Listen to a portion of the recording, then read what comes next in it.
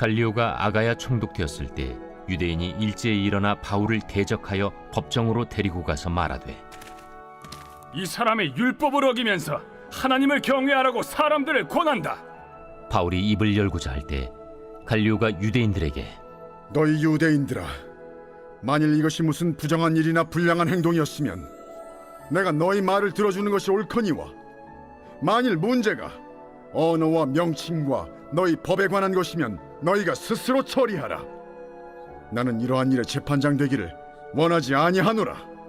하고 그들을 법정에서 쫓아내니 모든 사람이 회당장 소스데넨을 잡아 법정 앞에서 때리되 갈리오가 이 일을 상관하지 아니하니라. 가을 비가 아주 장마비처럼 계속 내리고 오늘 아침 기온은 상당히 내려와서 이제는 뭐 참 쌀쌀하다 할 정도로 이렇게 기온이 많이 내려간 것 같습니다. 환절기가 되셨는데 아무튼 건강 유념을 잘 하시기를 바랍니다. 오늘 본문 말씀은 사도 바울의 2차 여행이 계속 진행되는 과정 속에 일어난 사건을 우리에게 말해주고 있습니다. 참 쉬지 않고 전도여행을 떠나가고 있는 그런 바울의 이 선교 여정, 전도 열정 속에서 정말 진한 감동을 받지 않을 수가 없습니다. 우리가 부르는 찬송 가운데 환난과 핍박 중에도 성도는 신앙 지켰네 라고 하는, 우리가 이렇게 고백적으로 찬양을 하는 것처럼 참 바울이야말로 참 입술로만 부르는 그런 찬송이 아니라 그런 말로 다 할 수 없는 모진 고통과 환난과 참 감옥에 투옥되기도 하고 매를 맞기도 하고 그러면서도 참 포기하지 아니하는 그런 전도의 열정, 선교의 열정들을 보면서 정말 큰 감동을 받지 않을 수가 없습니다. 참 이런 죽으면 죽으리라고 하는 이런 선교의 열정, 복음의 열정이 있었기 때문에 이 복음이 오늘 우리까지, 나에게까지 오지 않았느냐라고 하는 것입니다. 참 전하지 아니하면 들을 수가 없고 듣지 못하면 믿을 수가 없는데 전해주는 자가 있었기 때문에 들을 수가 있었고, 들었기 때문에 우리 안에 시작된 작은 복음의 씨앗이 자라서 마침내 우리의 마음이 처음에는 길가와 같고 돌짝밭과 같고 가시밭과 같았지만 참 우리 마음의 밭을 성령 하나님께서 일구어 주셔서 어느 순간 참 그 복음의 씨가 내 안에서 자라서 이만큼 성장할 수 있었던 것, 이건 누군가의 전도자가 있었기 때문에, 전하는 자가 있었기 때문에 참 이런 일이 있었고, 또 뭐 우리 중에 모태신앙도 있을 테고 또 극렬하게 반대했던 사람도 있을, 나는 예수 믿는 사람 가까이도 않겠다 이런 마음도 혹시 가질 수 있는 분들도 있겠지만은, 그러나 그런 마음들이 다 어느 순간 눈 녹듯이 다 녹아져서 새 마음을 가지고 새롭게 되어서 예수님을 영접하고 참 구주로 믿고 이렇게 우리가 신앙생활을 할 수 있는 것은 그래도 누군가가 전해주는 전달자가 있었기 때문 아니냐 하는 것입니다. 참 하나님의 복음 사업이 참 사도 바울의 여정을 보면 늘 순탄치만은 결코 않았습니다. 참 바울은 복음이 전파되는 곳에서 이 유대주의자들과 번번하게 참 이렇게 충돌이 일어났기 때문이죠. 이 유대인들의 의식 가운데는 뭐가 있었냐면 예수 그리스도에 대한 반감과 거부감이 그들 마음 가운데 있었어요. 우리도 복음을 전하다 보면 뭐 예수 믿는 사람에 대한 아주 거부감, 반감을 갖고 있는 사람, 교회에 대한 어떤 거부감, 반감이 뭐 실제로 본인이 어떤 경험을 한 사람도 있을 테고 그렇지 않은 사람도 있을 터인데, 아무튼 뭐 예수의 예자만 나와도 아주 그냥 뭐 경기를 일으킬 정도로 아주 싫어하고 이런 사람들이 있지 않습니까? 이 바울을 보면 이런 유대주의자들과의 이런 빈번한 충돌이 계속 있었고, 그들 가운데 예수 그리스도에 대한 하여튼 거부감, 반감이 있었기 때문에 그 반감이 결국은 복음이 선포되는 현장마다 늘 항상 불거져 나왔고, 그러니까 이 충돌이 계속해서 일어나게 되었던 것입니다. 그러다 보니까 자연히 바울이 전하는 복음이나 이 기독교에 대해서 반감을 갖게 되는 것이죠. 그런데 오늘 본문 말씀으로 돌아와서 보면 우리가 오늘 12절부터 읽었는데, 지금 이제 아가야 총독으로 갈리오라고 하는 사람이 아가야 지방의 총독으로 부임을 하게 되었습니다. 그런데 부임한 이 총독 갈리오에게 이제 사람들이, 이 유대주의자들이 바울을 고소를 하는 거예요. 그 고소한 죄목이 뭐냐면 13절에 말씀하고 있는 것처럼 이 사람이 율법을 어기면서 하나님을 경외하라고 사람들을 권한다, 선동하고 있다. 이렇게 사람들을 막 선동하는데 이런 사람을 그냥 놔두면 안 된다. 그러니까 법으로 아주 강력하게 다스려야 된다. 이렇게 고소를 한 것입니다. 그러니까 지금 이 사람들은 뭐냐면 로마법을, 지금 사도 바울이 로마법을 위반해 가면서 하나님을 예배하라고 한다고 이렇게 충동질하고 있다. 이렇게 그냥 뭐 참 소위 이 보태가지고 이 없는 말까지 해가지고 지금 로마법을 어겨가면서 이 충동하고 있는 이런 반역자 같은 이 바울은 이건 마땅히 이런 법의 조치를 받아야 된다, 뭐 이렇게 얘기를 하는 거예요. 하지만 우리가 알고 있는 바울은 그런 사람이 아니지 않습니까? 참 그는 하나님의 신실한 종이었고 예수 그리스도를 믿고 복음을 전파하는 그야말로 사도 중에 사도가 아니었습니까? 대제사장을 비롯한 유대 종교 지도자들이 참 만왕의 왕이고 만유의 주로 오신 예수님을 그렇게 모독하고 참 악한 의도로 고소한 적이 있지 않습니까? 빌라도에게 이 고소를 했죠. 그랬더니 참 그때 예수님의 재판을 맡았던 이 빌라도가 결국은 어느 편에 섭니까? 참 자기는 이미 자기 안에도 이 사람에게는 아무 죄가 없으니 당신 절대로 꿈에도, 어젯밤에 꿈에도 나타났는데 그러면 안 된다 얘기했지만 뭐 태아에다가 손을 씻고 나는 이 사람의 피하고 나는 아무 상관이 없다. 결국은 무리들의 요구를 따라서 무관 예수님을 죽이도록 내주었던 그런 재판을 한 것이 바로 빌라도 아닙니까? 그래서 우리가 신앙 고백을 하면서도 본디오 빌라도에게 고난을 받으사 결국은 빌라도의 재판을 통해서 예수님을 십자가에 내던져주는 이런 사건이 벌어졌는데, 이 빌라도와는 달리 이 갈리오 이 총독은 공정한 판결을 내리고 있는 것을 볼 수 있어요. 그러니까 어느 편에 설까? 우리가 아까 불렀던 찬송 가운데 우리가 어느 편에 설 건가? 이 갈리오는 이 아가야 지방의 총독으로 와서 참 빌라도와는 전혀 다른 이 판결을 내리고 있다고 하는 것입니다. 자신에게는 종교적인 문제로 올라온 사건을 심의하고 판결할 수 있는 권한이 없다라고 하는 걸 알고 14절 말씀을 보면 바울이 입을 열고자 할 때 갈리오가 변명할 것 없다, 지금 그런 얘기죠. 더 이상 네 말 듣지 않아도 나는 아는데, 이 갈리오가 14절에 유대인들에게 오히려 뭐라고 합니까? 너희 유대인들아, 만일 이것이 무슨 부정한 일이나 불량한 행동이었으면 내가 너희 말을 들어주는 것이 옳다. 이 로마법을 어기고 이렇게 했다고 한다면 너희 말대로 내가 재판을 하는 것이 옳지만 15절 말씀에 만일 문제가 언어나 명칭이나 너희 법에 관한, 다시 말하면 종교적인 문제가 된다고 한다면 이것은 너희가 스스로 처리해라. 나는 이러한 일에 재판장 되기를 원하지 않는다. 그러니까 이거는 로마법을 어긴 거라고 한다면 마땅히 내가 하지만 이건 너희들의 종교적인 문제라고 한다고 하면 그것은 너희들이 해야 할 문제지 이건 내가 처리할 문제가 아니다라고 하는 이런 분명하게 얘기를 하는 것입니다. 그러면서 기각을 시키는 것이죠. 여기서 참 또 하나의 선교 방향을 제시해 주는 업적을 남기게 된 것입니다. 갈리오라고 하는 사람은 예수 믿는 사람이 아니에요. 그러나 참 어떻게 보면 우리가 큰 물이 막 쏟아져 내릴 때에 이 물꼬를 어느 쪽으로 내주느냐에 따라서 이 물길이 나지 않습니까? 그런 것처럼 지금 이 선교의 물꼬가 확 새롭게 열려지게 되는 것입니다. 참 그가 어찌 보면은 하나님은 참 모든 환경과 모든 사람을 통해서 참 믿지 않는 사람이라도 그 사람을 통해서도 하나님의 선교는 이어져 나간다라고 하는 것을 우리는 이 본문을 통해서도 알 수 있지만은 우리가 역사를 통해서도 하나님이 또 이런 사람을 통해서도 이렇게 사용하시는구나 라고 하는 걸 우리가 보게 된다고 하는 것입니다. 그래서 복음을 전하는 사람들에게 있어서 정말 중요한 건 뭐냐? 어느 편에 설 것이냐, 내가 어느 편에 설 것인가 라고 하는 것이 중요하다고 하는 거예요.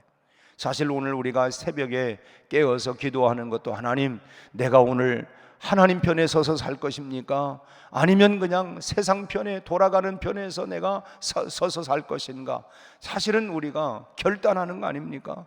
하나님, 오늘 우리 환경과 상황이 어떤 어려움일지라도 내가 하나님 편에 서서, 복음 편에 서서, 말씀 위에 서서 내가 오늘 또 어떤 어려움이 온다 할지라도, 나에게 해가 미친다 할지라도 내가 하나님을 기쁘시게 하는 그런 편에 서서 내가 결정하고 오늘 또 살겠습니다. 우리가 어찌 보면 우리가 이 새벽에 결단하는 거 아니겠어요? 오늘 또 내가 하나님 중심으로, 말씀 중심으로, 내가 하나님의 뜻 안에서 내게 어떤 손해가 온다 할지라도, 내게 어떤 해가 미친다 할지라도 내가 하나님 편에 서서 내가 그렇게 살겠습니다. 결국 우리가 어느 편에 설 것인가, 이건 날마다 우리가 선택을 하고 결단을 하는 것입니다. 자신의 목숨도 두려워하지 아니하고 참 끝까지 세상의 악한 정사와 싸우는 일은 모든 그리스도인들에게 주어진 과제입니다. 오늘날도 여러분 어쨌든 많은 법들을 상정을 하고 이런 일들이 있지만 여전히 그런 부분들이 계속해서 참 동성애에 대한 문제나 이런 많은 이런 정말 없어져야 하는 이런 법들을 가지고 참 계속해서 이런 공격해 오고, 결국 그것이 나중에 통과가 되어지면 교회에서 성경대로 설교도 할 수 없는 이런 부분들이, 결국은 이 악한 세력들이 이런 것들이 계속해서 보이지 않는 교회를 공격해 오고 복음을 공격해 오는 이런 것들을 법적으로 만들려고 하는 이런 악한 무리들, 참 어떻게 보면 자기들도 알지 못하고 문화라고 하는 이름, 또는 이것이 오늘 시대의 트렌드라고 하는, 오늘 시대가 그러니까 이런 것으로 가고 있지만 이런 것들이 다 악의 세력들, 보이지 않는 이 악의 세력에 의해서 사람들이 끌려가고 밀려가고 있다고 하는 걸 우리는 알아야 합니다. 그래서 우리는 이럴 때 우리가 어느 편에 서야 될 거냐, 어느 편에 서야 할 거냐라고 하는 것을 우리는 알아야 된다고 하는 것입니다. 참 그래서 우리가 어찌 보면 에스더와 같이, 그래 내가 죽으면 죽는다, 내가 끝까지 세상의 악한 정사와 정말 늘 대결하고 싸우는 것, 이것이 오늘 우리들에게 주어져 있는 과제라고, 우리가 늘 주님이 말씀하고 있는 것처럼 우리가 넓은 길, 넓은 문을 가는 게 아니라 우리는 여전히 좁은 길, 좁은 문을 걸어가는 사람들이고, 그래서 이 길을 걷는 사람들이 많지 않다는 거예요. 넓은 길이 있고 넓은 문이 있는데 사람들은 다 그리로 가지만, 그러나 우리는 진리 편에, 정의 편에 서서 가기 때문에 그런 사람들이 외롭고 또 다퉈야 하고 또 핍박을 받아야 하고 하기 때문에 결국은 거부한다는 것입니다. 때로는 여러 가지 악한 모함도 있고 또 여러 가지 관계도 있고 또 그뿐입니까? 시기와 질투도 따라오고 온갖 핍박과 환난이 닥쳐오게 되는 것입니다. 그러나 그것이 바로 주님을 따르는 길이고 십자가의 길이고, 결국 그것이 뭐냐? 사명자가 걸어가야 할 길이라는 것입니다. 아무든지 나를 따라오려거든 자기 십자가를 지고 나를 쫓아야 된다. 내가 짊어지고 가야 할 십자가, 그것을 내가 짊어지고 가는 것, 그것이 결국은 주님을 따라가는 십자가의 길이고, 그것이 바로 사명자의 길이고 성도의 길이 아니겠습니까? 주님의 이름 때문에 받는 고난과 고통을 이기지 못하고서는 우리가 결코 하나님의 영광을 드러낼 수가 없는 것입니다. 여러분, 하나님께서는 참 불리한 상황과 열악한 여건 속에서도 끊임없이 하나님은 오늘 또 하나님의 사역들을 펼쳐나가고 있다고 하는 것입니다.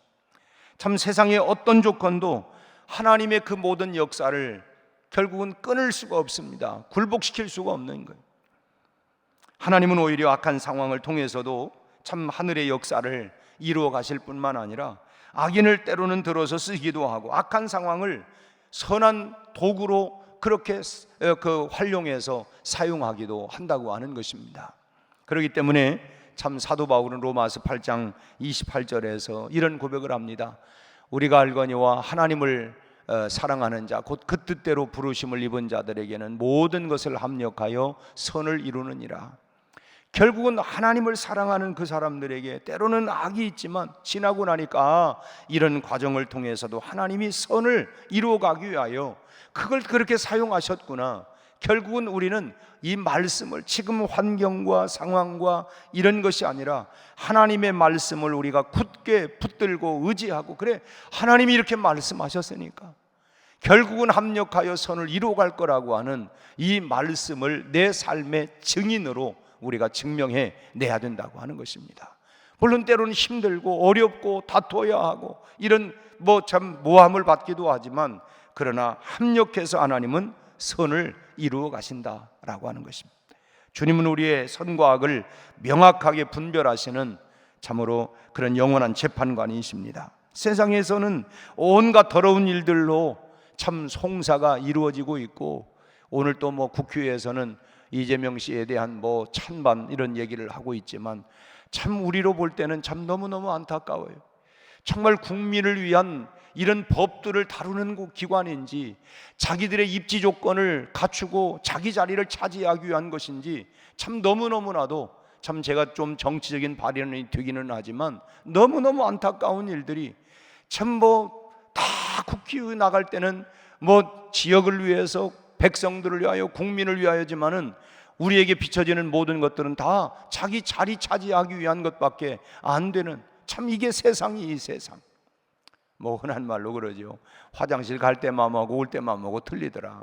되기 전까지만 해도 그냥 별별 하지만 되고 나면 일단은 또 그 다음 다 달라지고, 선거철 다가오면 또 그냥 코가 땅에 닿을 정도로 했었고, 그동안 했는지 안 했는지를 모르지만 이런 거 저런 거 다 들고 나와가지고 사진 찍어가지고 이건 내가 했다, 이건 내가 했다. 주변에 청소 좀 하고, 그다음에 그다음 도로 조금 바꿔놓고 하면은 이거 다 내가 했다고 돈 타다가, 그 돈은 어디서 나온 거예요? 백성들의 다 세금 아닙니까? 참 어쨌든 간에 참 그런 얘기하면 속상하기도 하고, 이 새벽에 우리가 복음을 들으러 왔는데 하여튼 세상은 참 이런 저런 부분들이 참 많이 있어요. 그러나 주님은 모든 일의 재판관이 된다고 하는 것입니다. 그러기에 우리는 함부로 판결을 내리지 말아야 하고, 또 우리가 남을 비판하고 판단하는 일에 사실은 우리가 신중해야 합니다. 우리가 지나고 나면 그게 아니었구나, 그런 뜻이 있었네, 또 이제 이런 부분들도 있죠. 우리가 어느 작가가 유태인을 600만 명이나 학살한 히틀러를 처음 만났을 때에 참 그 히틀러에 대한 부드러운 성품에 감동을 받았다는 거예요. 이 사람은 절대로 그럴 사람이 아니다. 내가 만나 보니까 이 사람은 얼마나 부드럽고 얼마나 양심적이고 얼마나 선한지 모른다. 그런데 여러분, 결론은 뭡니까? 유태인들을 600만 명이나 학살을 했어요. 자기가 본 것만 가지고 얘기할 수 있는 게 아니에요. 그러니까 어찌 보면 인간의 이중성이라고 하는 게 있기도 하고, 또 그뿐입니까? 이탈리아의 유명한 작가 마키아벨리, 그가 쓴 군주론에서도 보면 무력 통치 이론, 결국 이것은 예수님은 뭡니까? 온유함. 그래서 털 깎는 양과 같이 온유함, 결국은 온유함으로. 그런데 마키아벨리는 결국은 이 군부 통치론, 결국은 이 무력으로 통치해야 된다, 무력으로 해야 된다. 어찌 보면 지금 러시아나 북한이 무력을 사용을 하고, 여러분 칼을 든 자는 칼로 망한다고 그랬어요. 그것으로 통치가 되는 게 아니고 결국은 온유함과 겸손함과 사랑으로, 그 예수님이 전 세계에 이 복음이 다 들어가는 영향력은 뭡니까? 온유와 겸손과.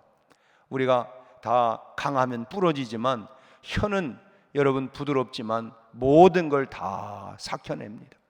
그래서 이 부드러움, 또 이제 우리가 그런 말도 있죠. 6살 되었을 때에 이 아이가 학교를 갔더니 학교 선생님이 이 아이가 글을 읽지도 못하고 이제 학교를 오는 거예요.